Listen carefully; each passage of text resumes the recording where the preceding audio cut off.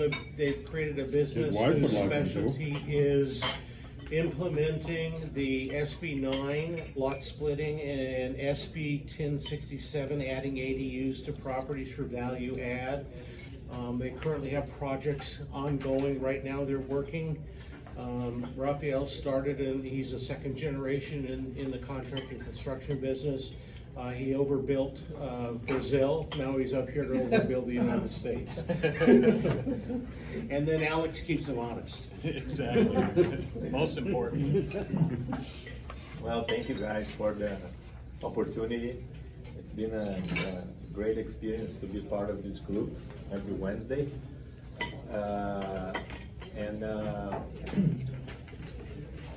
Like Greg said, I'm Rafael. I'm second generation real estate developer and builder.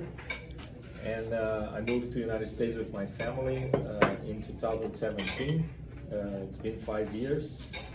And we moved to give more opportunities to our children, and because we like to live here so much.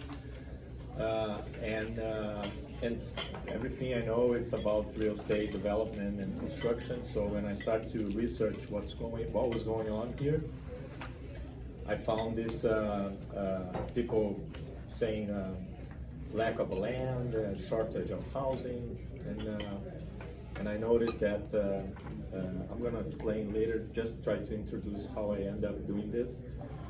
Researching and found the ADU. Backyard housing bill. I'm also an MBA professor. I gave classes at major universities in Brazil, and because of that I connect with USC here in Los Angeles, and I have a real estate program there. We bring real estate developers from Brazil to USC every year to talk about real estate market and opportunities, and this is what I've been doing. Alex, you want to introduce yourself before we start?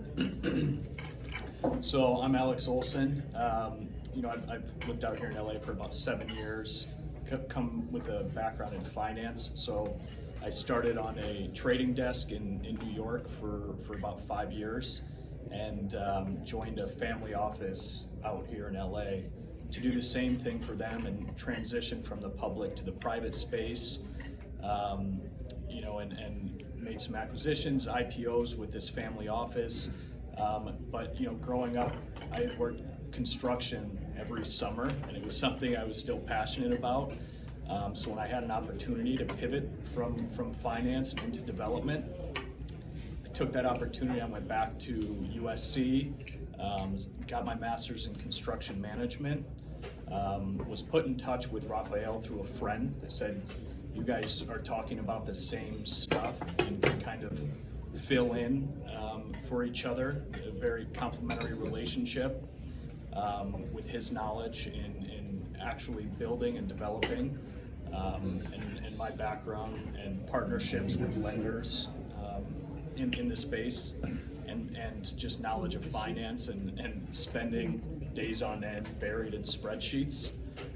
So Rafael and I partnered and created HO9 Development. Okay. Before we talk about SB9, it's important to understand what is an ADU. Okay, because SB9 is an evolution of SB 1069, which is the ADU law that started in 2017. Before I start, I'm just wanna go ahead and check. Everybody knows what is an ADU here in the table? Everybody's aware of what's going on? Okay. Which would not have been the case how many years ago? I'm saying, Yes, it's all yes. still... I remember doing a lot of workshops in the beginning of 2018, and one of them, my wife went with me, and when I finished the presentation, she looked at me and said, "How are you going to sell this if nobody knows what it's all about?" And I said, "We have to be persistent." And a few years later, the phone rings like every day about how can you do this, how can you do that. So the reason I'm sharing this with you, it's basically everything that happened with the ADU laws is going to repeat with SB 9 law. Please. Clarify, please. ADU's annex dwelling unit? Accessory dwelling unit. Accessory dwelling unit. Yeah, it's a backyard house. It's an independent house that you create a different address with a different independent access. Can be from 150 to 150 square foot to 1200. But if you go up to 800, you'll be benefit with shorter side setbacks and rear setbacks. There's a specific size that you can be benefit with smaller, shorter setbacks. But basically, if you go above 800, you have to follow the local development standards, which can be variable based on each city. But if you go up to 100, the state law will say that you can be 4 rear, 4 side, and you have to be 10 feet from the existing structure. Now, this can go on top of a garage, right? Yes, ADUs can be above garage, can be attached to the house, detached, separate. Basement, which is not the case here in California due to the soil and earthquakes. It's not common to have basement here, but yes, you can do it. And garage conversions. That was the most popular types of ADUs. There's one important thing is they call junior ADU. Is if you can convert existing space in a house into a, they call junior ADU. The criteria is up to 500, cannot be more than 500, and must be existing space in a house attached to the house. For example, a garage, a detached garage, you can transform into a junior ADU, can transform into an ADU. What's the difference? Because if you do a junior ADU, you still can build an ADU and have 3 units in a property, not two independent. You have 3 under the SB 1069 ADU laws. Again, we're not talking about SB 9 yet, and it's very important for you to understand how this all started. Long story short, this is and I think it's very important. This is a law that came from the people, like Uber, for example. There was a real necessity of having different types of transportation. And remember when people were discussing about if Uber is gonna work, how it's gonna do. There's questions about how the efficiency of the service and if people will like it or not. And I think it's gonna work with the same thing. And the reason I'm saying this is because the government saw 350,000 illegal ADUs in the city of Los Angeles. That was there. People were building the houses in their backyard because they need the income. Or converting their garage. All converting the garage. So it's not that's something that the government create based on what they think it's going to be good for people. People actually were doing it. So the government just facilitate the process in order to this bill, the law increase and be better for everybody. So go ahead. Junior ADUs, is that just for owner occupied? Excuse The me? junior ADUs, is that just owner occupied? Exactly. It's a good point. If you do a third unit under the SB 1069, if you do a third unit like a junior ADU, you must occupy or the junior ADU or the ADU or the primary house. That's you cannot rent the 3 units in the property. Do you If know do there's the a third. time limit, like, did you have to live there for 5 years, 10 years? Or what? No, for the SB 1069, no. For SB 9, we're gonna talk later. You have 3-year owner occupancy for the lot split, okay? But not for, again, we're talking about the ADUs only, not the SB 9. thank you for bringing that. It's very, very important. So the ADUs can be a rental property we have already and turn it into 2 units? If you occupy one of the three, yes. But you have to occupy, One of the three, if you do three. If you do two, yeah. no, you don't have to occupy. That's the rule. So you mentioned that there's 360,000 illegal build. Does that mean now we can make those illegal build to be legal? Yes, you can, but there's a challenge for doing that because when you legalize, you have to go to the planning department and you have to go to the building department. Perfect. Yes, for the building department, for the planning department, it's gonna be fine. They ask you just the small things to do it, and you do it, it's fine. The problem is to put the building up to building code, because most of the illegal units didn't follow the codes for construction.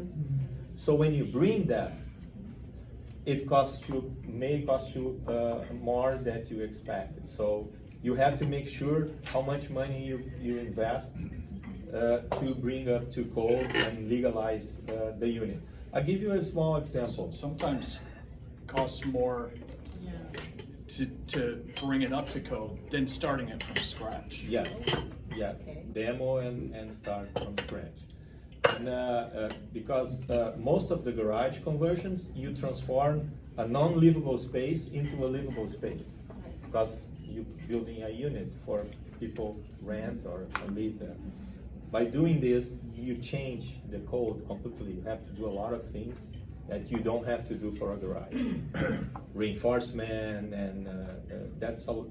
So if you're willing to do that, I advise you to go to the city and check planning and building. And I'll tell you, the building will be the challenge. Okay. And they all have to be separately metered, right? They have to have a separate water meter. It's a good question because in the beginning it was an optional thing.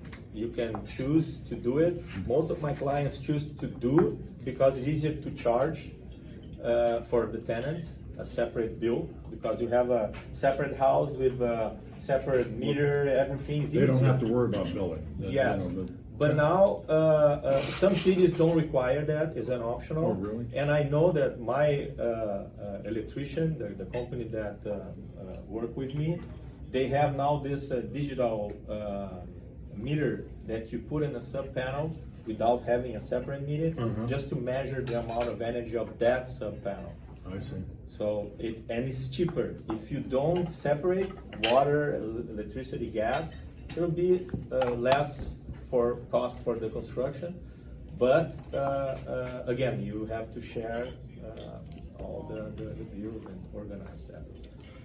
Probably, I'm gonna tell you, there probably is no incentive to bring it up to code unless they're gonna sell the property, because they'll be paying higher taxes, and I'm just thinking a lot of people are not gonna bring it up to code until they sell, and then they find that there's so many things that they have to either get rid of, change it, and then know they're gonna be taxed on that. Yeah. That's my thought, my guess. Yeah, no, I agree, and a lot of the things that, because again, when I saw the opportunity of this law, I created a business called Plus Home to help the homeowners to build, because this law worked because it comes from an individual. A single person goes there and build a house. There's no public hearings, there's no bureaucracy. Most of the housing policies fail because it's big developments, a lot of hearings, takes time, against this, against that. So it takes time to bring this, it's a long process. But the ADUs start to grow fast because it comes from a single person.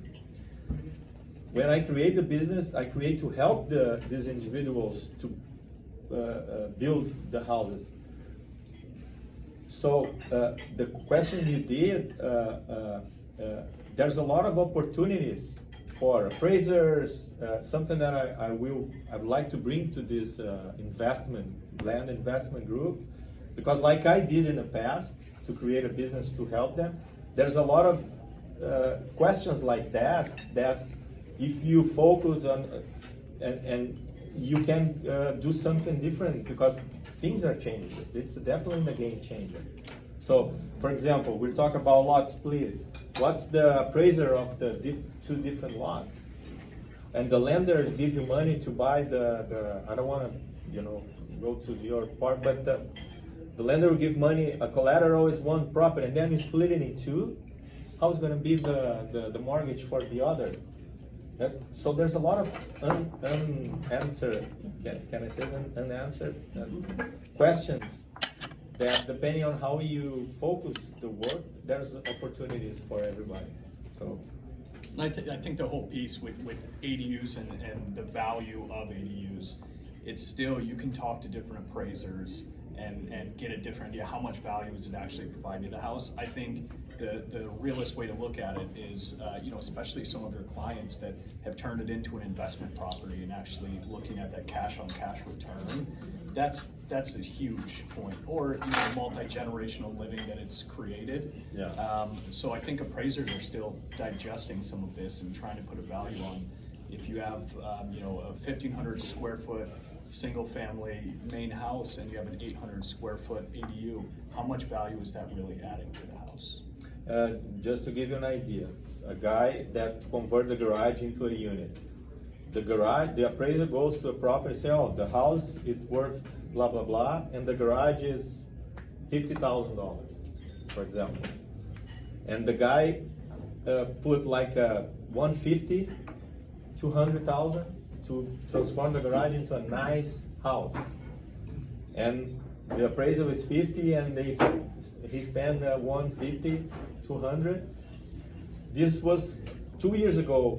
They valued the garage as a garage, not an ADU. Now, 2 years later, I know that some guys are like a 90% of the value of the square footage of the house is the accessory value unit, or 95, depending on the area. The appraisers are changing the way to value so these things, all those things are changing fast. Isn't part of the law, once you add an ADU, they don't reappraise your property as far as property taxes go? Reassessment, Prop 13? Yeah, reassess. No, they do. You, If that's a myth, they will reassess your property. Yeah. they will reassess when you add an ADU? Yeah, and an appraiser can't add value to an ADU unless it's permanent. So all those people that have unpermanent ADUs, they're not gonna get value if it's not permanent. Yeah. Yeah. Thank you, Jessica. And Yeah. one other question, when you have illegal and not converting, the biggest challenge will be insurance. Anything happen, insurance will not cover anything illegal. I wonder, Illegal. a lot of cultures, and including my culture, they do things just the way they wanna do it. It's inexpensive, it's quick, and, they get, if they rent it or whatever they do. To get that mind change, is that quite a challenge? Because some cultures may just say, hey, we just do the things we want, we own the house. No one's gonna tell us or direct us what to do, or make any changes. And then if they sell it, then of course those are the challenges later. Yeah. But in the meantime, to get their mindset changed, to pay, like you said, the permits and all the time and the cost, are they gonna do it, or are they gonna just say, no, we'll spend 10,000, we'll fix it, and that's the way it goes? I mean, it's a challenge, it's gotta be a challenge. Yeah. I remember. I was gonna say, and that's been, made an offer on a property just 2 weeks ago, and that's a challenge we've dealt with is, a home, it's got this second unit on it, and digging through, going through LADBS, seeing, well, we don't see permits online, here's what we see, and taking up, a lot of time for us to investigate, well, are there actually, approved permits for this unit, before we want to make a full offer on it. And being told, yes, it is, well, they're a contractor, and so I think any situation you're in where you're looking to purchase a property and there's questions around that, you have to be super clear and get have the LADBS sign off. I've noticed realtors, I mean, I've looked at property where they'll say it's a home, it's a 4-bedroom. And I've looked at the flooring and I'm thinking, it's not a 4-bedroom. What they did was, you see the kitchen floor and the bedroom floor as the same floor, and all they did was put a wall. And the realtor, why didn't the realtor know this? And I went to the plan, I went to the permit and I said, no, it's a 3-bedroom. And unless it's got a closet, obviously it's not a bedroom. But there's so many things, even the realtors, I don't know where their mindset is, because they just say, okay, it's for, they're not looking at, hey, let's pull up the permits, is that really a 4th bedroom? They're just going by what the seller is saying, it's a 4-bedroom, and they list it, and I was a little suspicious, so I went and checked myself, and I thought, this realtor didn't do due diligence at all. They just put it on the market, make their money, and gone. Till they get sued. Yeah, but if they get caught. Well, I think there's also this kind of learning curve, and we view part of our job is also educating. And I know Rafael just last week or 2 weeks ago spoke with a group of realtors to explain the importance of some of these things. So with anything, I think it'll take time before people are informed and can. A lot of times you're just relying on the homeowner's word, and especially in a space like this, when you're talking about permits, it can get you in trouble. Well, You want to say something? on your, on the comment just have, in MLS right now, realtor, we have 2 choices. Actually, a couple of options. One option is we pull the data directly from the county assessor office, and the other option is we go by whatever the client says, but it shows when we put in our data. I don't know from consumer side, would you guys see that, but there is an option, and usually you should be able to find that data is from the county assessor office or from the realtors. Let's say you have a 40-year-old house and it's built to a different set of code, and you discover there's an ADU, or you want to do an ADU, do you have to bring the whole property up to code, or just build the current? Good question. When you apply for a permit for an ADU, the city and the inspectors only look at what you apply for. Even I have examples that this above garage unit, my client wants to, because we had to basically not demo the garage, but to put a lot of footings, because we're putting a unit on top of it. We damaged the garage, and basically we rebuilt the new garage, and the guy add a room here and put a condenser. The inspector never pay attention to that. They just focus on the plans, the ADUs, and the infrastructure around it. Normally they do that. And what is the city of Los Angeles doing about these 350,000 illegal ADUs? Are they going after them, or making them bring it up to code, or giving them some time? They encourage. As far as I know, they encourage people to legalize that. Encourage them. They Yeah. don't fine them, or Yeah. No, I'm sharing with you that it looks easier. Just go there, apply, pay, and that's it. But it's not the case. Sometimes it worked to demo, like Alex said, and redo it. One more question. No, go ahead. Let's say I want to add an ADU and then sell it. I mean, that's my overall plan, but I don't have the money for the ADU.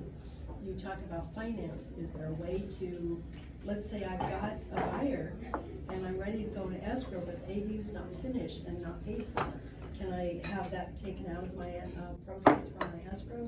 Can you see that happening, or some kind of a bridge loan? I'm not the expert on that field, but I can see that happen for sure. Yeah. And if I were you doing this, I would permit the ADU Oh, yeah. before building. Sure. Invest a little bit of money to have the plans ready and sell the package. This is the house, this is ADU, it's permit, you can start construction right away, or get a loan with that, and Maybe a bridge loan, one of the members, I know. sell the members potential have potential of the new unit, Yeah. Potential income, yeah. potential income. I think that that also brings up a good point about things Rafael has done for his clients, building this guest house, this ADU, whether it's an income property or multi-generational living. And I think, correct me if I'm wrong, but a lot of your clients have asked you, okay, you built this for me, I like this, can I sell it independently of my house? Can I sell just the ADU? And Yeah. maybe you can talk a little Yeah, bit. yeah, no, little that's bit that's about how we that. connect the two laws. Yeah. Because when I was building ADU for my clients, I had two questions for all of them, no exception. The first question, can I sell the unit separately? And the answer was no. As a developer, hurts myself to say no, but no. And the second question was, can I rent both units? And the answer was no, because in the ADU laws, you have to occupy one to rent the other one. But out of a sudden government listen, hear my prayers, and they create the SB9 law, which is the next chapter of this. Basically, SB9 allows you to split the lot and sell separately. Yeah. Basically, it's some kind of what we just talked about. They would issue a separate APN number? Yes. Yeah. Okay. Okay, so you technically can do that. And the second question is under SB9, Alex will explain better, but we have two approaches. Split the lot or a 2-unit development. A 2-unit development, you don't split the lot and you don't have owner occupancy. The lot split you do have. So now you can add units 3 without having the owner occupancy under SB9 law. Again, I'll let Alex go ahead with that. But when Governor Newsom signed the bill in September, and he almost lost the election, Yeah. I was praying because he was ready to sign the bill, and he got elected. He kept the job. The next day he signed SB9. Next day. And then I got multiple calls from Rafael saying, hey, let's do No, this, let's get no, it. and then okay, this is real. I have to create a development part of my business to continue that because this is going to be huge. And then our friend introduces and we connect in January. And we're since January meeting every Thursday, building this business and try to make it happen for SB9. That's how, and my part, and I let you, Alex, go ahead. These with are almost like Regarding the SB9 and the ADU, there's a lot of houses, most properties have one driveway.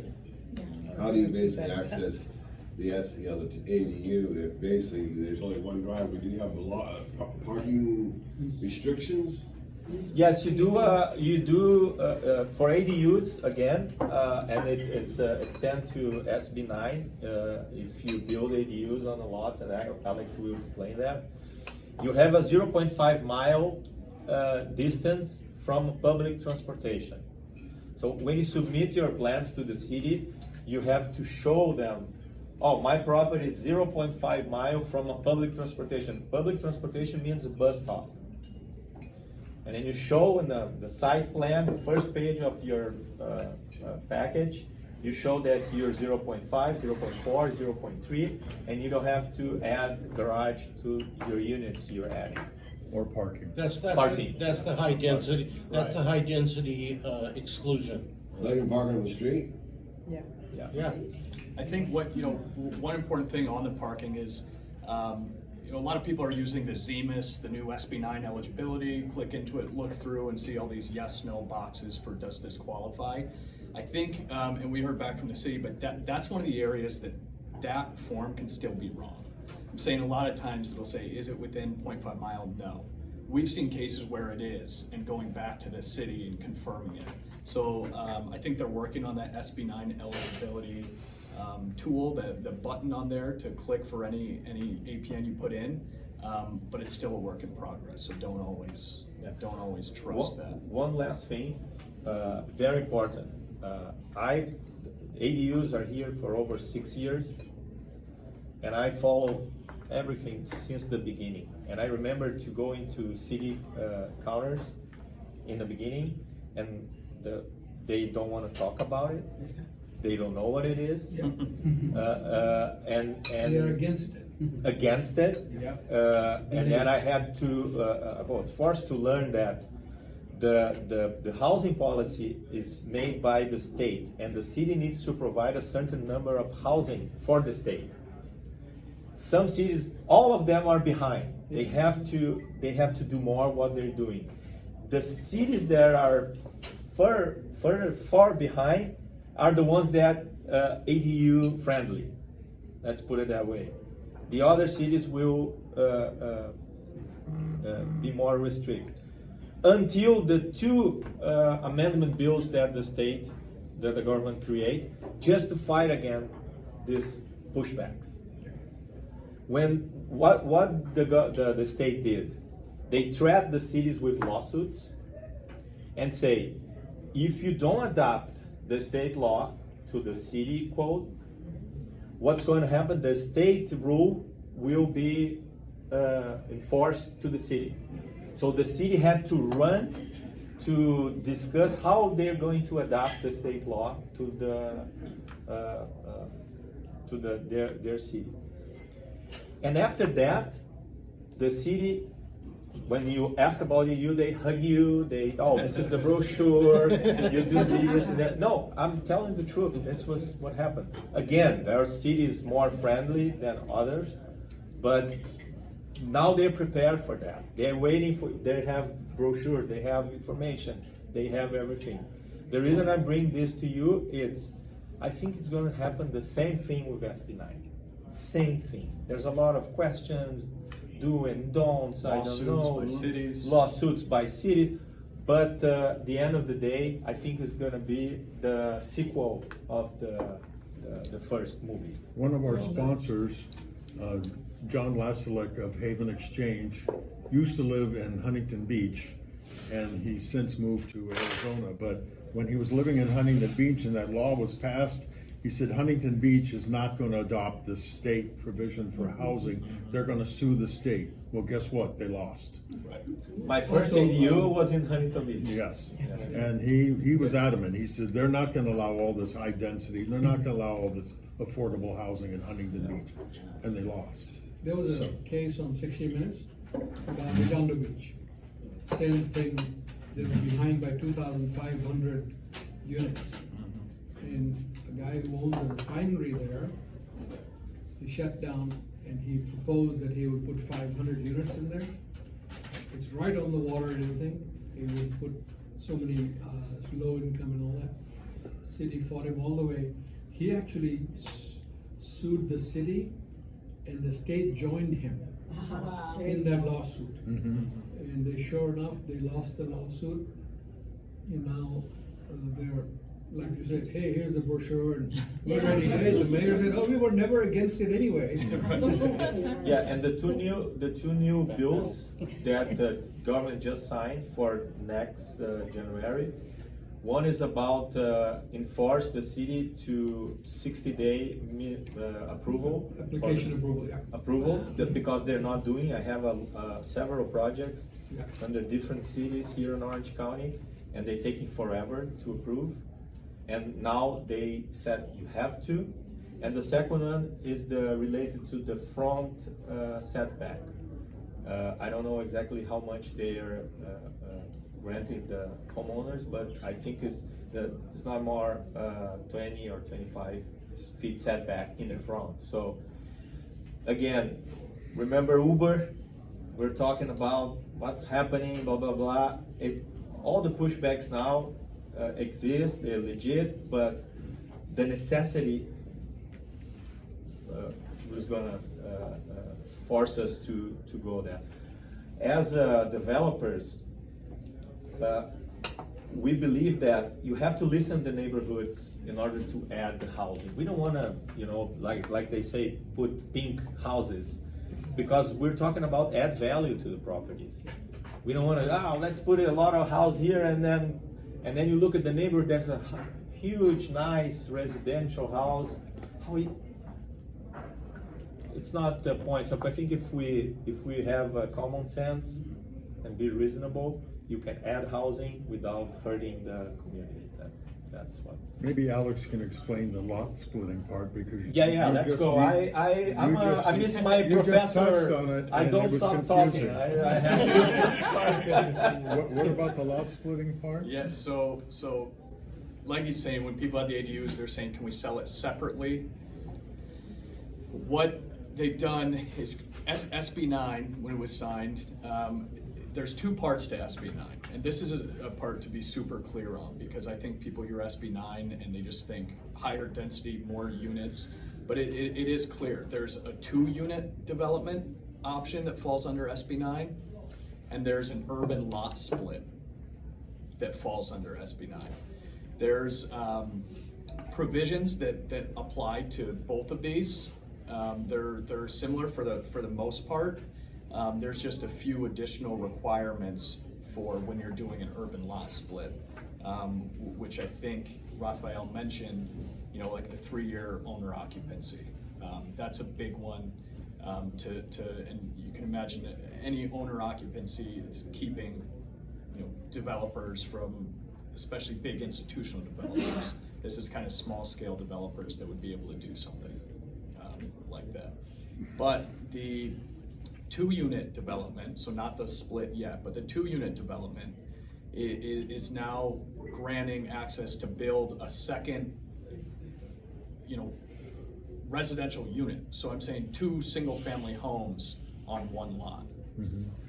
In some cases, and so that's all within the same APN. In some cases, depending on local objective standards, you can also add an ADU and a junior ADU.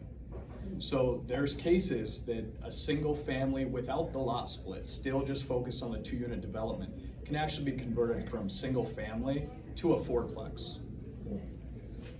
And that's Under one APN. And that's the 2-unit development. So there's no owner occupancy requirement in that case. The urban lot split, I know. Which one is that one called? The The single 2-unit development. Can be converted to 4? I think when people, they've asked us, wait, so can we put 4 on this 1 unit? Possibly. It depends on, obviously local setbacks. Size of your lot. The size of the lot, clearly, some of the requirements for the lot sizes are very small, where there's just no way you could possibly fit it in, and to think about setbacks, it makes no sense. But the second option, the urban lot split, that's allowing you to actually split the lot and sell the other piece, really do whatever you want with that other piece. If you do an urban lot split, there is that 3-year owner occupancy requirement for one of the four. So in a case like that, the urban lot split, you might split a lot and build 2 single-family houses on each. You have 1 existing, you add 1, and you add 2 more on the other. One thing that primary house, ADUs, junior ADUs, there's 3 types of houses that you, and the lot split is for primary houses. We're not talking about ADUs anymore. You can have an ADU, but we'll consider as a primary house on the 4. Did you follow me? So We're each not of the talking 2 about homes ADUs, become it's primary 4 and houses. Yes, exactly. So even I think one of the easiest ways to look at it is, even if ADUs did not exist, if you took all ADUs off the table, SB 9 is really allowing you to build a second home on your property, or split your lot and build another home. And then, because ADUs are there, first of all, with ADUs came a lot of efficiencies in some of the prefabs and some of the construction and just knowledge and permitting around some of these smaller houses. But now it's also allowing, in a case like this, applying the ADU laws on top, or SB 9 on top of ADUs, it really increases the density. I mean, it's kind of put that it's really accelerated that. Gives the cities more money though with the property taxes. Yeah, it does. I think a lot of the city pushback, has also come from homeowners saying, NIMBY, YIMBY, no in my backyard, and you're increasing this density. SB9 is the end of single-family residential housing. But like Rafael said with the ADUs and how it's really worked with cities, filing lawsuits against the state for, really violating the state constitution is the argument they've put up. And the state has created I think this is correct, but I think it's the Housing Accountability Department now with David Zisser that's running it. Yeah. That really this sole focus is going back after these cities that aren't allowing the state laws to be enforced. The housing accountability laws go back to 1991. Right. So I've seen cases right now where that's the case being filed by people who are being denied, and they're winning left and right. Right. I think, Pasadena was a big example. I think Torrance, an example of what some of the cities are doing.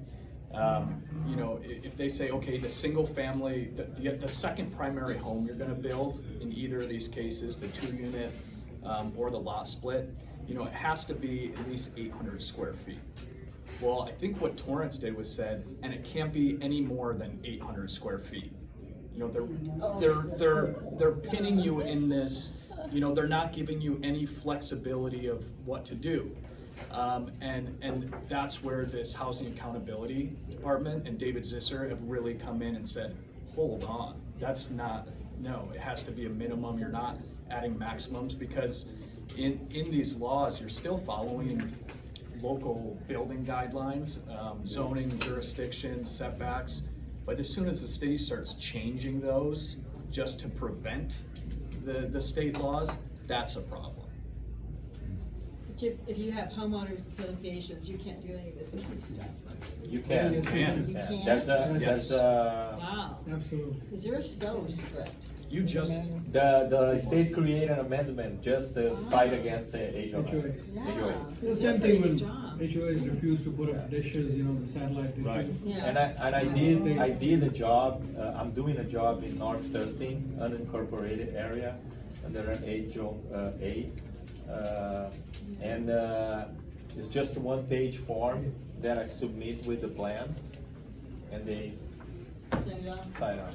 Yeah. Of course, part of my job that I believe is, because we're adding value to a property, is to make the ADU looks like the house in a way that the architectural concept is still intact. Like basically, this is an ADU. You can tell that by looking this angle or that angle. So it helps, because HOA basically wants to keep the layout. So if you team up, if you think about your collaboration, you can have benefit. These are almost like PUDs. I'm sorry, like a PUD where you share the same driveway and your individual little casitas or whatever you want to call it, but you're sharing the same driveway like a PUD, because you don't have your own access to get to your home. I don't know. In depending on the layout of the existing house, in some cases. So many terminologies. In others, if there's access from the back, depending where exactly this property falls. If you are doing a lot split, well, that's a completely separate entrance. If you're on a corner, it all depends. But in some cases, yes. And that's why I never could repeat because I create a few models that I wanted to do it and repeat. I never repeat. There's some sort of customization but it's okay. It's the corner lot model. Yeah. What about prefabs that the advertising now to put in your backyard? Railroad cars. So first of all, there's a lot of those, and we've been in touch.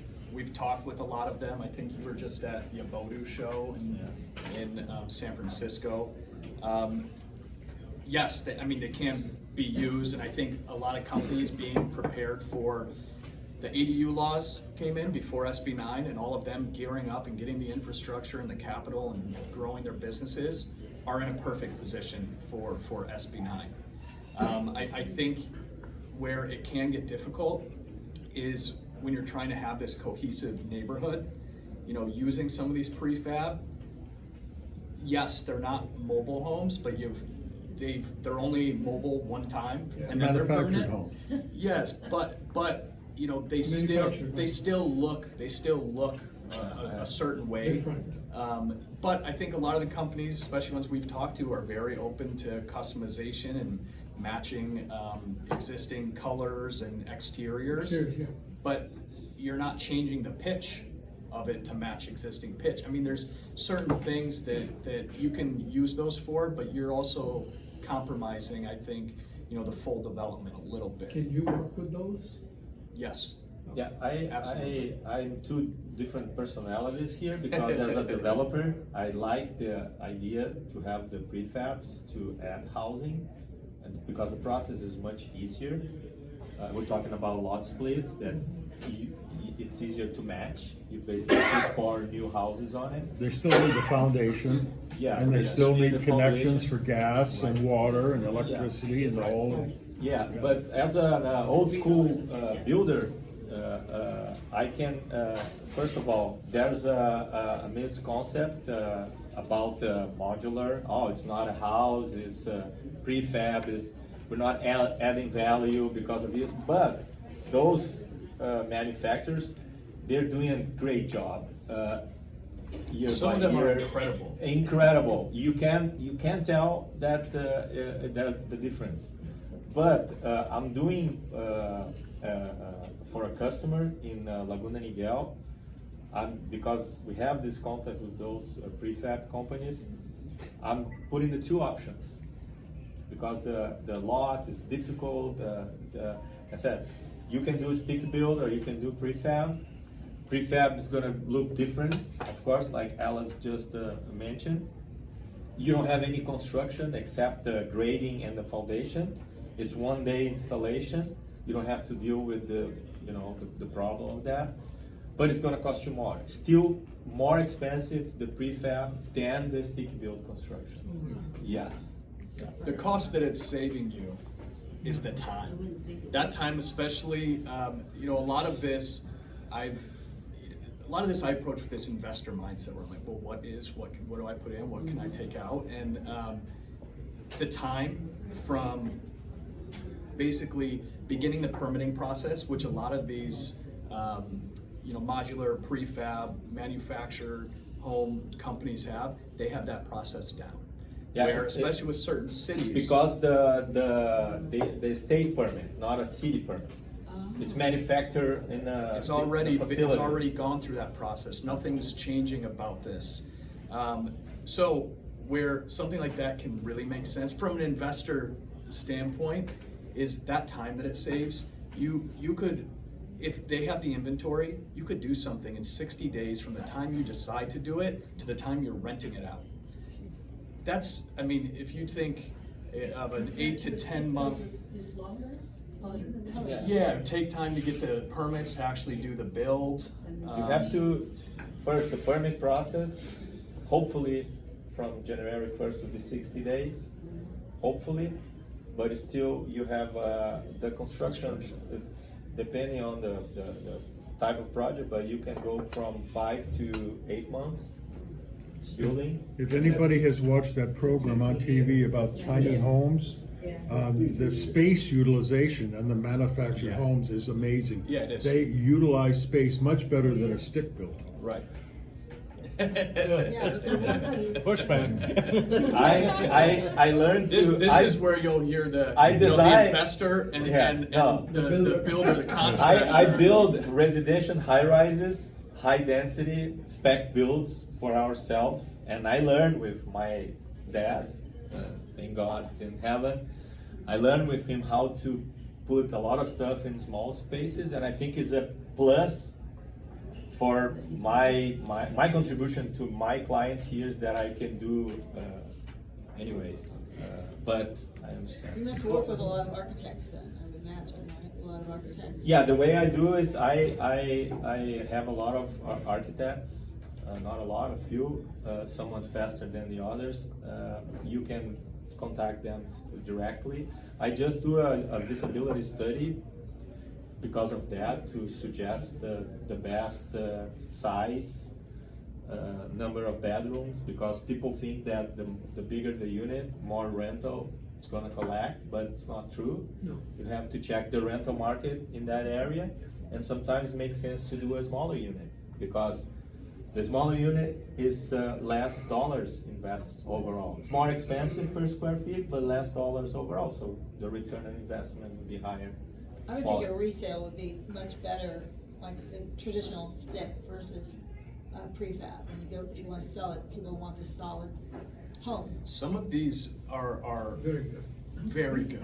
Really? Some of them are, yeah, pretty amazing. Yeah, We being went and a, watched being an install a a few stick weeks ago. builder, the technology that they're changing, the prefabs are so nice Yeah. that I start to think about adapt the primary house to the layout of the prefab. You know what I'm saying? Like especially these old stucco houses. If there's a siding, why don't you put a siding here and you match this? Because they're so good. I'm kidding, of course, but sometimes, okay, let's. I guess earthquake proof and all that, they obviously. Yeah. So I have a question. So you mentioned about a 4-unit, we can be like 4-unit.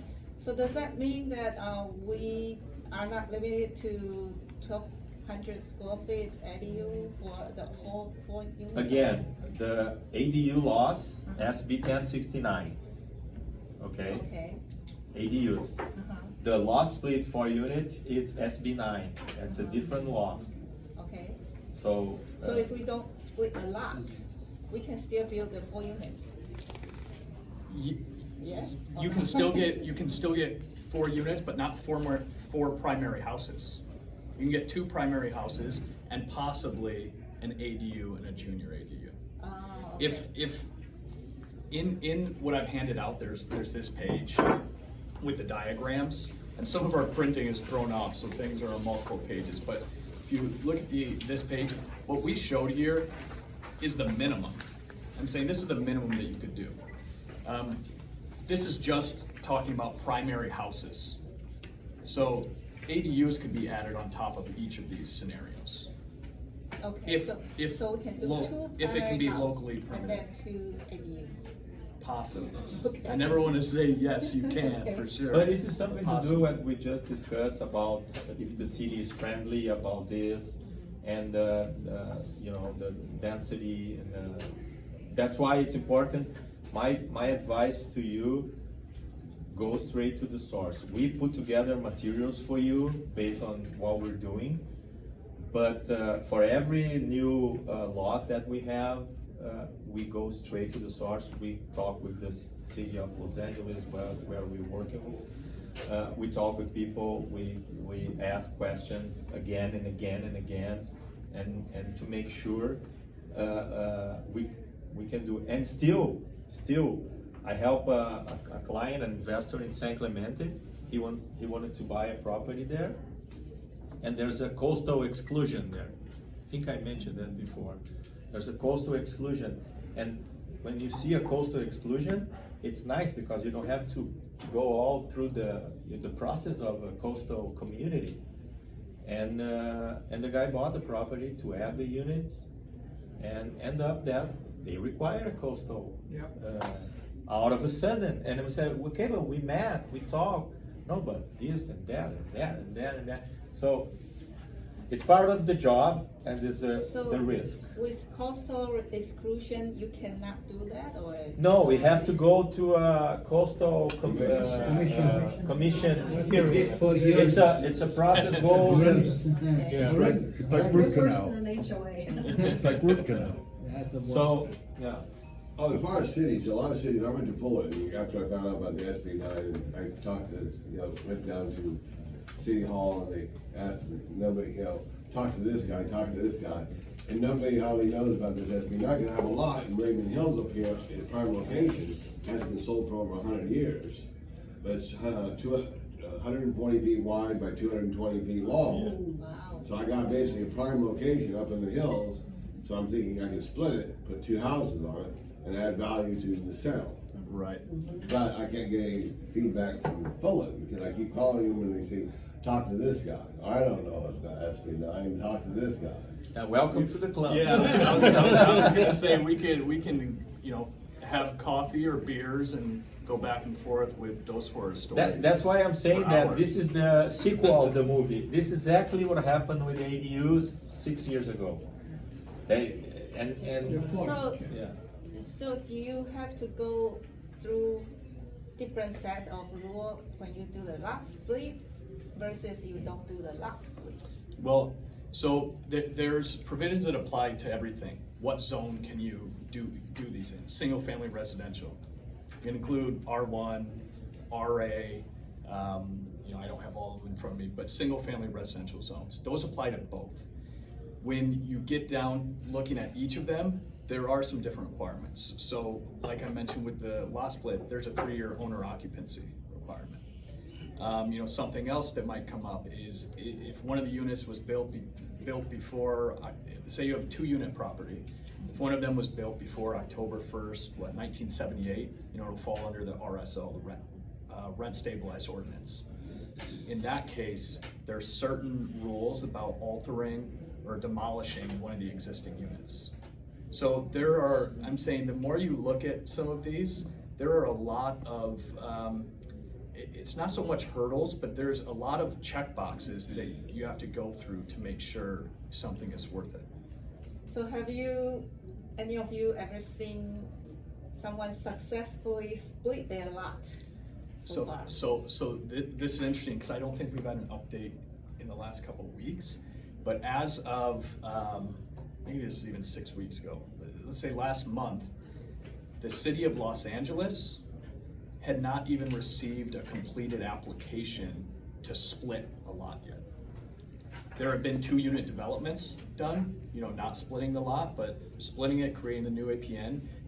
It's not that one hadn't been approved. They hadn't even had a completed application for it yet, which just shows really how new it is too, but also think about who would be submitting an application to split a lot, because there's a 3-year owner occupancy. So it's really gonna be a homeowner. Homeowners aren't, you know, they need to be educated on all of this.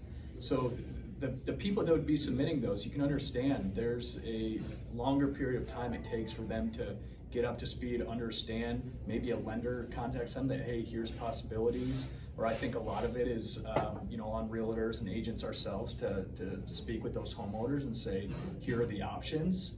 Or small scale developers, you know, single family neighborhood developers, you know, like ourselves that can go in and if we're gonna split it, we're happy to hold one of the units for 3 years. And that's how I mentioned about the opportunities that we all about to see in the next few months, because there's a lot of new service to be provided to people that will need to move forward with that because of that. Just Alex just You said we partner. How does it work on that concept?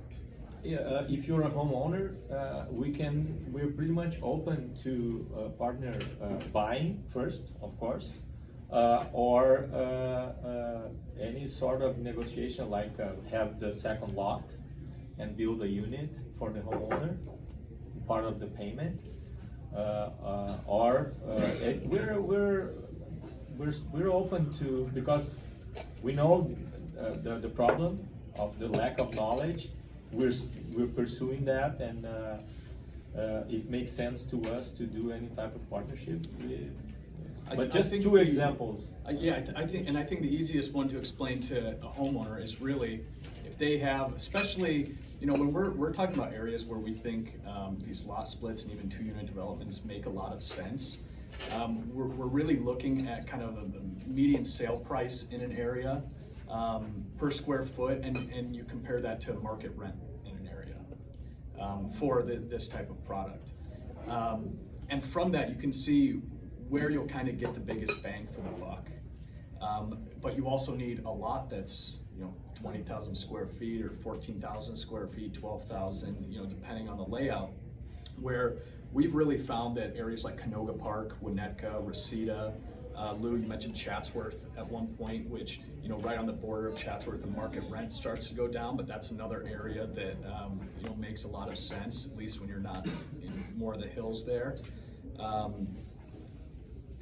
lost my train of thought, but those are the areas where I think it really makes sense. It's not, you know, in Venice or Beverly Hills, where I think a lot of people will say this, no in my backyard. Well, we're not trying to double housing in certain areas. It's really in these areas and also that could use this it. will depends the type of partnership. It depends on the type of deal, the potential of the property, because there's some big lots, narrow lots, that you put one house, there will be a back house and a front house. It's not for marketing purpose ideal.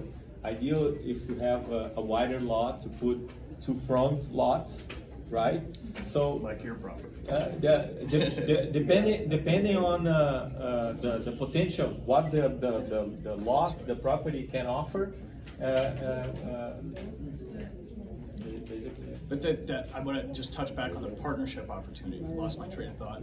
In an area where, you know, we've seen homes that, you know, are 1,000 square feet on a 20,000 square foot lot, and the owner might be looking to sell this property, which is great. But I think a realtor could go to them and say, hold on a second, you know, there's an opportunity here to just sell half.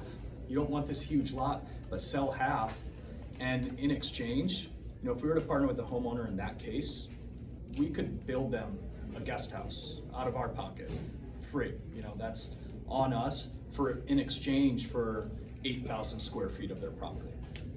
So it's a way for somebody to stay where they are. They're not forced to sell this big property, get a guest house, another stream of income that'll cash flow with the existing mortgage, and they'd give up a piece of that property. That's kind of the clearest way to kind of explain it to a homeowner, or a homeowner that's looking to just buy a single family house, and there happens to be you know, a lot that is 20,000 square feet. Well, there might be an opportunity to you know, create a new entity and go in on this together, because we'll take half of it. So what about the cost of doing the ADU, construction cost, average? I'm not asking exact dollars, but range, roughly what's going on Per square foot? Yeah. It depends on About 50% of the prefab. Yeah, no, this is basically depends on the size. Like I said, the bigger, less expensive per That's square 800 foot. square feet something. You can go from $250 to $400, and finishings, like if you decided to do. Most of my clients that do guest house, they want the house to be nicer because they're gonna use it. Most of my clients do as a business to rent it out. They lower the fixtures, more durable, cheaper. So you can, but I think 250 to 400 is a big range, I know, but that's basically what it comes to. And some say, what if you build a guest house and you wanna use it for Airbnb, and then you find out the city doesn't allow Airbnb? Where is that? First of all, the law says that it's not allowed short-term. Short-term rentals. This is to provide housing for people to live. But I know that a lot of people, based on the demand, especially some vacation cities, vacation spots, they require permissions to do that. So you mentioned a lot of cities on the coastal side. How about the more inland area? Open to the Yeah, city? I mean, I think as long as it doesn't fall, and I think I've included it in here, as long as it doesn't fall In fact, that's what I was gonna point out to. in one of these I've areas. been following ADUs since it got started in 2017. And as a professional realtor here, I really thank you for putting this together. Yes. Yeah, it's Because interesting. we all talking about ADUs, but we have no idea what ADUs are and the restrictions and all that. And this page that you're referring to, everybody, it says where you can build and where you cannot build. A lot of areas right here in this area, Orange County, are high and very high fire severity zones. You cannot build an ADU there. Also, a lot of them are along earthquake fault lines. Right. Cannot build there. Areas of high landslide, liquefaction, as well as FEMA 1% annual 100-year floods. Those are a lot of areas in Orange County are affected by these 4 items. Right. You So mentioned. what I can add to your bit about high fire zones is the CAL FIRE in California has a website. It's free to go on there. You can put an APN in there, or you can put a street address, and it maps the property to determine what type of fire zones is in. Yeah. And it's pretty darn good, because I had a client looking up the line and doing stuff, and I said, you can't do that house. And I said, why? He said, you are in a high fire zone. Now, if we find something across the street, Yeah. we can do it. The NHD reports have those. All of these are in the NHD reports. Yep, The national but he's Reserve. talking about pre-NHD.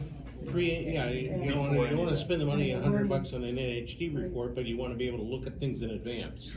There's also sites when you can find out if you're anywhere near an earthquake zone. like Yeah. Earthquake fault. Oh, and by the way, earthquake faults, and this happened last year, there's 2 sets of earthquake maps. There's the USGS maps, and then there's the Cal geological maps. The California maps are worse than the USGS maps.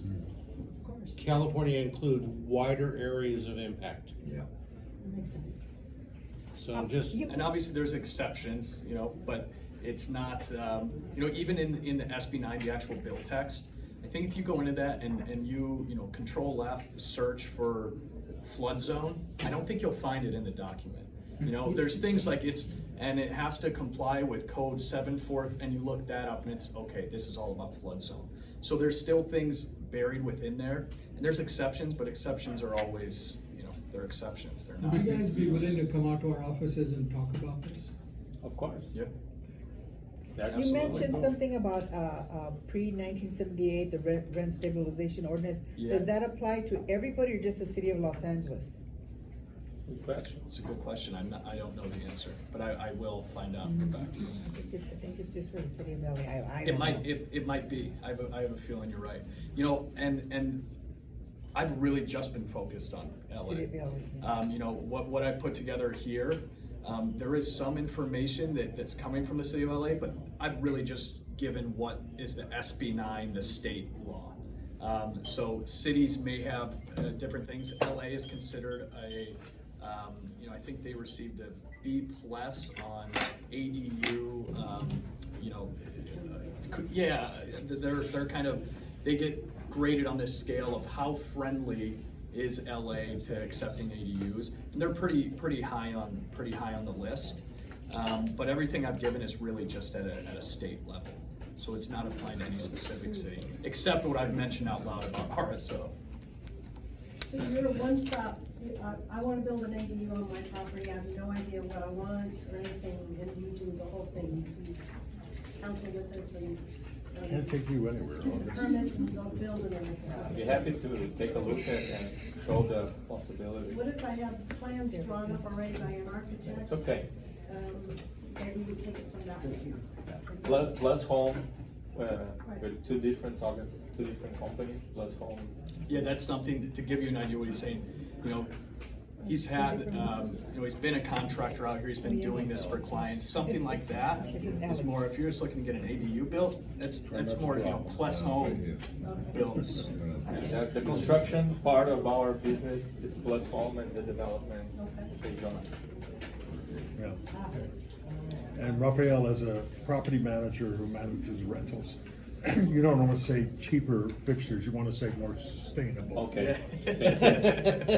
No, and it's important, Louis, because when you choose a roof, you have a 10-year warranty roof, 5-year, 15-year, the price change. And if you talking about property management, You have to figure want it to last. Cost versus how Yes. many years it's guaranteed. Thanks. Yes. I think one thing, and Kathy, I'm glad you mentioned, about is that LA or also Orange County. LA has put out now this fact sheet, on SB9 that has a lot of questions and answers, and it's good. I mean, it's great. I didn't hand this out today just because it is only LA, but it's worth looking up Orange County SB9 Q&A or fact sheets and looking, because it is all different, but they go into such detail in these, about everything that can or can't be done, or background, or how will this affect things, that it's very useful. And a few important things I want to share. First of all, as a professor, I learned that most of the housing development follow the same path in cities all over the world. Basically, the big city dictate the trends, what's going on next to it. So I think the Los Angeles case is super good for us to understand what's going to happen next here. So I encourage you to pay attention to what's going on there. Also, this law, we copied this law from Canada, Vancouver. And right now, and the law is coming south, like it started in Vancouver, and then Oregon, Washington, California. In Vancouver, now 35% of the single family houses has an ADU, 35%. In California, 1% of single family homes has an ADU. If we follow that path, we're going to have in the next decades over 300,000 ADUs just in Orange County. Why I'm sharing this with you? Because today it's difficult to compare. There will be a different type of house here among us, and today it's difficult to compare value, potential, market value. But the more time we go, easier, and the sooner you guys start to advise your customers, why don't you buy this property instead of buy this? Because this, even if you don't do anything right now, you have the chance in the future to do it. It's more valuable. So, and imagine if you don't say this to your customer and he buy the property with less potential. They're gonna blame you forever for not sharing that information.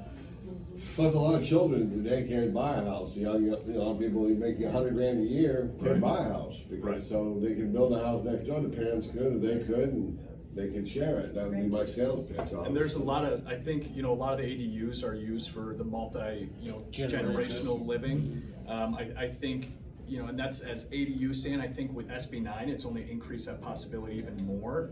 Especially if you have this lot and you split it, but you've got a separate APM, but you're keeping it within the family, and just creating an option that, we can sell these separately someday. We don't have to sell these, as a package deal. And I think, the state has looked at this and thought, we can, just through SB9, their studies are always changing, but we can add up to 1 million new housing units, which is, insane. And Rafael and I, where we've thought about this is, there's obviously this business side to it, but increasing housing, making housing more affordable, having rent that's not ridiculous. This is where we really believe, you can have this capitalist mindset and do the right thing, that those things can coexist, and it's not one or the other. Like, I think a lot of people can get polarized looking at, that we really believe we can increase the housing by making a business out of this. And good luck trying to collect rent from your kids. I agree with you, but I'll tell you one of the, I'm sorry. No, I was gonna ask you, so, also I was gonna say, I got sidetracked, but anyway, so, as far as is there any financing available on ADUs? Well, I think what a lot of people have used for ADUs is a HELOC, a home equity line of credit.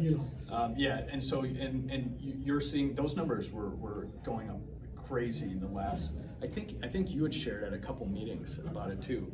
But I think with where rates are now, you're seeing some of that slow down. A lot of these manufactured home and prefab ADU companies are starting to offer their own financing options now, because they've had enough, there's enough case studies that they've seen play out where it cash flows for them. Oh, yeah. But there are options, but right now, I mean, when we're looking at creative financing strategies too, it's not a super easy time to finance things. Right, you have a private investor do it, and Right. they'll get a better rate of return. Just a few numbers real quick. 500 square feet ADU attached, 1 bedroom, 1 bathroom, Huntington Beach, 2,300 a month. Oh, yeah. Okay, 23. 23. Fullerton above garage, 600 square feet, 1 bedroom, 1 bath, balcony. You can see the Disneyland fireworks from the balcony, 2,000 a month. Yeah, over in Irvine and also Anaheim and all these areas, they're building those high-rise apartments, they're $3,500 a month for 2 bedrooms now. Yeah, and the more expensive per square feet makes more sense because the construction cost will be. I'm gonna build with my crew if I go to Anaheim, if I go to Huntington Beach, so my cost is gonna be the same. But if the rental market in your area is more expensive than the other, then you have better return on When investment. you're having your first consultation with a new client, a potential client, do they often ask about the tax ramifications, income tax at all, or what do you say when they do ask? Sorry, Okay, I'm looking at putting an ADU on my property. I've got the HELOC lined up, I'm ready to, invest. And I'm asking you, what about my income tax? Oh, you mean property tax or income No, tax? I'm talking about income tax. Okay. I'm an income tax Well, expert, so that's what I do. Whatever you get in income, you gotta pay tax on. I've had one client out of hundreds has come to me before they started the ADU and said, what's gonna happen to my income tax? I just wondered, because a lot of people make decisions and don't think about the taxes till April. again, it's not my field. I She's provide the all. best at accounting. No, I know, that's what I'm Tax saying. attorney. I provide, a few weeks ago, I provide all the information. They asked me for the project, cost, breakdown, plans, everything. But what I heard that when you rent your unit, you can transform, you can divide your property into, because there's a business, you can convert into a business. And you create an imaginary line in your property that you say that part of my property is my business and that part is my You wouldn't house. do that if you have a HELOC. And you can write off the expenses from your business, and this will affect your income. You wouldn't do that if you have a HELOC, because a HELOC 29 is and a not, half years? the interest on your 29 HELOC and a is half not years? tax deductible unless it's used for improving your home. So I'm gonna have to look and see if an ADU would be considered improving your No, home. and I'm the one that definitely wanna know the answer because I think there's a lot of, if we went around the room, everybody could come up with 10 scenarios where there's questions around it. Like that, how's it affect the income with the home equity line of credit? There's tens of thousands, maybe millions of permutations of each situation. And that's it's- why I think there's opportunity there, because So my once you suggestion is- focus on a niche that you're gonna help people to do a specific service, everybody So come to you. My suggestion to you is, So there is ask a- them, have you thought about what that's gonna do for your taxes? Because some people need to be reminded to think about that. When you make a major decision, anything with a comma in it, you Right. need to think about what it's gonna do to your taxes. And when they ask us, well, who can we talk to? Can we get one of your business That's- cards? Yes, you need to take it. Yeah, exactly. So don't know. there's a 40,000 grant available for ADU. Everybody should take. How does Do it they work? reassess the property? To work with tax attorneys too. Oh, yeah. Sorry. $40,000 grant available for building ADU. What is that, how does it work, or do you know about that? The grants? The grant, the For 40,000 ADU. grant for ADU. Yeah, I don't know as much about it. I think we're attending. There's a meeting next week with Conceded Coalition where they've been the ones that have really been on top of following this grant process to a T. I mean, they're that group is amazing. And I think next week there's gonna be even more clarification. What I encourage you to do, send me an email with the same question, and I forward to the people that know how to navigate with that. Other question, let's say, as the owner, primary owner, right, you doing all the lots and everything, right, you do while you're living and 3-year restriction there. But let's say after you're done, tomorrow you decide, I wanna sell the property. So when you sell the property, you have to put the restriction on that, right? Is it, that has to be honorable? Yeah, it's a good question, yeah. You know, I think that I think you're limited from doing anything for 3 years. Just because there's, at least I talked this over with lenders, and I'll clarify, we'll add that to the list we get back to you Yeah, on. because situation changed, right? Well, Yeah. even transferring title on it, I mean, selling it to an LLC, selling it to your business partner, I'm saying, I think they've tried to plug every hole where they've said, you know, we really only want homeowners that are gonna do this, not just sell it to themselves and get around this 3-year owner occupancy. So I think they've plugged a lot of those gaps, as they should, because I think as much as I think a 3-year owner occupancy, it's more difficult for our business. It keeps a lot of people from coming, throwing density, and you know, I think JP Morgan owned 40% of single family residential rentals in Atlanta. And we don't, you know, that's not what we don't need that in California. I mean, Jamie Dimon owns all that? Yeah, exactly. So some things that you may want to consider when you're talking about this stuff with like the lot splitting SB9. Yeah. I'm gonna suggest that all of you look at the Housing Affordability Act, and what's required under that is each city and each municipality or jurisdiction in California is required to submit a housing plan to the state of California and amend it every 10 years to see what they're short in units. So if you're gonna do a lot split, that's a piece of ammunition for you guys to go back to the city and says, no, well, wait a minute, your plan says this and you're not complying with your plan. I'm here to just help you comply with a teeny tiny part of your plan. So I mean, it's and I'm running into this in lots of land I'm selling for development in the quote, the new Mojave River Valley, which is the high desert. They've changing their names because of the connotations.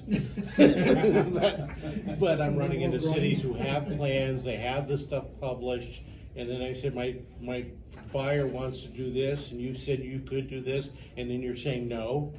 Excuse me, these things don't match up. And it's forcing them to rethink what they're doing.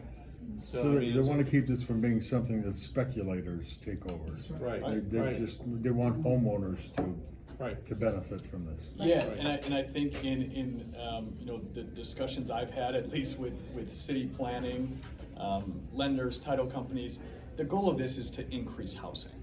But they don't want to, you know, start rolling this ball in a direction where it's really taken advantage of. So to protect that from especially institutional speculative. Is there any way they can enforce it if the owner wants to sell within 3 years? So the way they're enforcing it is you know, signing an affidavit. So it's tough. I'm saying there could be legal, you're taking a risk that there could be legal repercussions. And also, that's my instinct. If this is a sequel of the movie, the honor occupancy thing is gonna fall for sure in the next years. Well, and not only that, is that these other places are saying now they're using the Housing Affordability Act to force the jurisdictions to stop stalling all this stuff. So I'm just, this is like great stuff, because you know, we're sitting here, all this inventory out here we have our fingers on, and we all look at the same time and say, what the hell am I doing with this? you know, how can we transform the world? Right, and that's, you know, it's a good tool. So the other thing, as you guys were mentioning about the half mile within a public transit zone, that's called the high density exemption law, which cities are saying you can't build because you have to have a garage or the parking's wrong. That throws that whole argument out the window. Because someone could live there, not have an automobile, be within a half-mile walk to any public transportation, you can build like crazy. So it's, things are changing. And I think on the 3-year owner occupancy, you know, one of the prefab companies that we've discussed, they really poached some great employees from the State Department and or actually from Scott Wiener's staff that helped, you know, write a lot of these bills. And in speaking with her and speaking to this, you know, manufacturer, and getting some insight from her about the bill and this 3-year owner occupancy, asking her the same question, how are they going to enforce this? You know, she agreed that she thinks this will be, just like you said, it's something that's, you know, amended in the near future. To be determined, but you know, that's at least from, you know, somebody I consider as expert as you can get in the field. And the other takeaway I'm getting out of this, and that goes specifically to Joan? Yes. Yeah. I always tell clients when they ask about tax ramifications, I said, the tax assessor is to collect taxes. The income tax people are to collect income taxes. Trust me, they'll find a way to collect it. Yeah, that's the IRS's job, that's what they get paid to do. Well, franchise tax board is worse than the IRS. Yes. And, yes, they are, yes. You know, when people ask me about tax ramifications, I tell them to check with their CPA, because we're not supposed to give any kind of information, you know? Right. Exactly, my Yeah. point is, remind them to do that. Yeah. Right. You know, Right. because they don't think Yeah, about it at the before time. they take any Before. property Yeah. action. Yeah. Mr. Moderator, are we planning on going through our sheet today? No. Do you guys wanna go through sheets today or not? How much? How much time do we have? If we just do it with new listings or new haves and wants? Okay, all We right. can go through real quickly. I hate to cut these guys No, off. no, but- that's okay. I just wanna thank you guys, and the opportunity. That's our plan. Our goal is to promote this, spread the word out. The more people know about it, better for everybody. We'll be happy to speak again. Also, there's a trade show in Los Angeles on November 19th. It's a Saturday morning, sponsored by Casita Coalition. It's a non-profit organization that advocate for small housing. We're gonna be there. It's a ADU show, so you're welcome to, you know, see you again there. Sponsored by the city. Yeah. Yeah. Yes, I think I can share the link with Greg, if you please. I'll get it out. Yeah. I'm not giving you a tip. Get it out. Yeah. Thank you. It's a Saturday, Also, it's I a Saturday, found, November 19th. What he was talking about for Orange County, Downtown. SB 9. I found a link, and I sent it to the two of you, if you can, it's a 4-page document on the Orange County website. Okay. Thank you. And also, we far from know everything, so whenever you guys figure out about what's going on, it's very, we're interested in, if you share with us, that would be appreciated. And the questions, I mean, lobby Yeah. the questions in, because I think with all those questions, we're learning something, or creating a new contact out of it, and building more credibility with certain city planners, and, you know, kind of all becoming experts. And So do you have a database for every city of all their different requirements? So We someone sits there and- we have a lot of stuff. We're talking about this before the meeting and create our own database based on our research. We'll probably do that. it's also tough to keep up Yes. with things changing. That, you know, does that become our job as, you know, database, you know, controllers and management? Or do we want to spend it buying these properties and converting them, where it becomes you know, it's almost something that we want to get that maybe we outsource. Just the two of you, because I mean, I know someone who built my database of my tax clients, and he uses Access, which is very easy to use, to learn how to use, and he can build the database for you, and maybe even be the one who watches the laws and updates you. You know, Great idea. Unless you're doing that yourself, and you know, that's something, it's all about when you're an entrepreneur, is delegating as much as you can, right? Right. So, yeah. Well, I think that's where we've relied on, you know, organizations like Casita Coalition that we really believe in, that, that has, you know, people that if they say this just changed here, we can trust that, and we know that. But yes, it's just Rafael and I, and we haven't, we just talked about that today, but we haven't spent much time thinking about that being one of our goals just yet. And they're publicly funded, so. Right, right. They have a lot of money. Right, and they're, and Casita Coalition, you know, speaking with Jeremy and some of those guys, I mean, at a national level now, there's more and more support for the Anyone can work be a they're member. doing. You can be a member. It's Where are they out of? 500 a year. Where are they based out of? Bay Area and Los Angeles. They have an office. The headquarters in San Francisco, but they're in Los Angeles. They're so informative and so responsive. You can get in touch with anyone there quickly. I mean, I think it's one of the best organizations for understanding some of the housing laws in California. Yeah, cool. All right, I want to thank Alex and Rafael for Yeah. this Thank very you. informative